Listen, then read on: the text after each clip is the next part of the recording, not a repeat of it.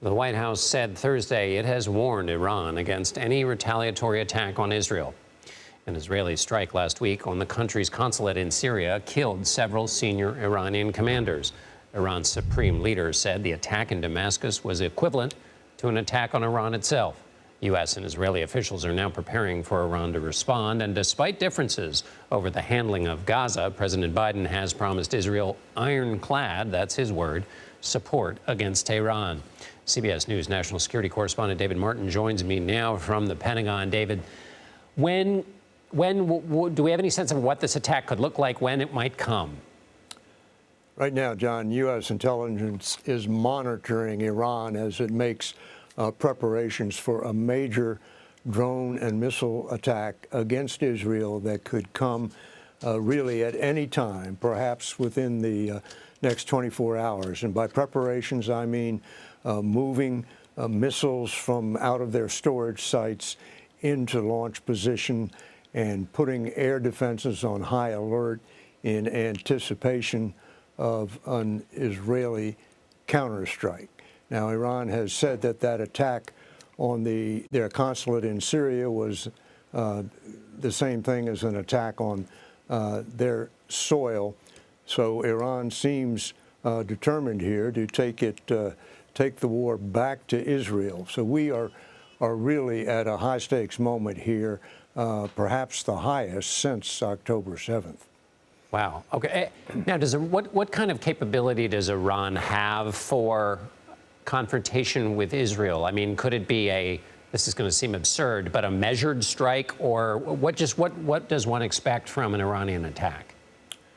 Iran has about 75 to 100 ballistic missiles that have great enough range to reach Israel. So that's a significant threat, because each one of those missiles can carry a 1,000-pound warhead.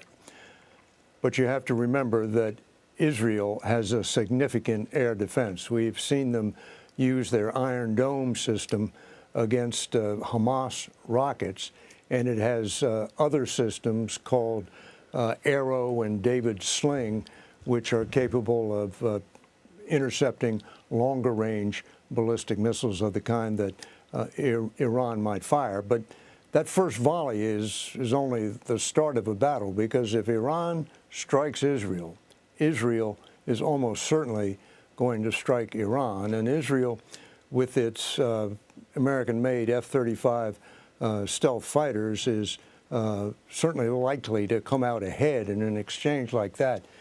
But the bottom line here, John, is nobody wins if this war becomes a war between Israel and Iran. And finally, David, on the U.S. question, I mean, so sort of two questions at once. How does this raise the threat for U.S. forces in the region? And there's always been a challenge with the U.S. in terms of Israeli responses when it comes to Iran, fearful that they're going to overshoot and do too much. How does that get managed?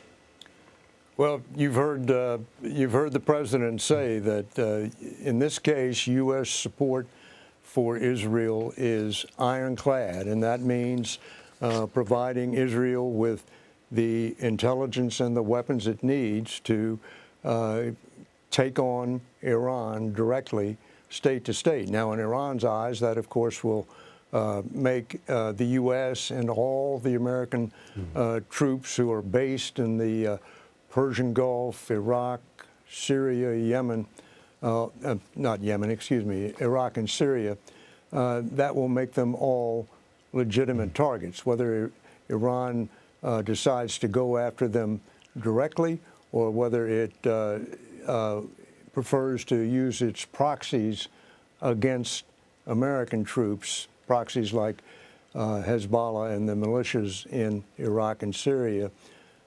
This war we are on the brink of right now could be a major turning point in this whole series of disasters which began on October 7th. A very, very sober moment. David Martin at the Pentagon. Thank you very much, David.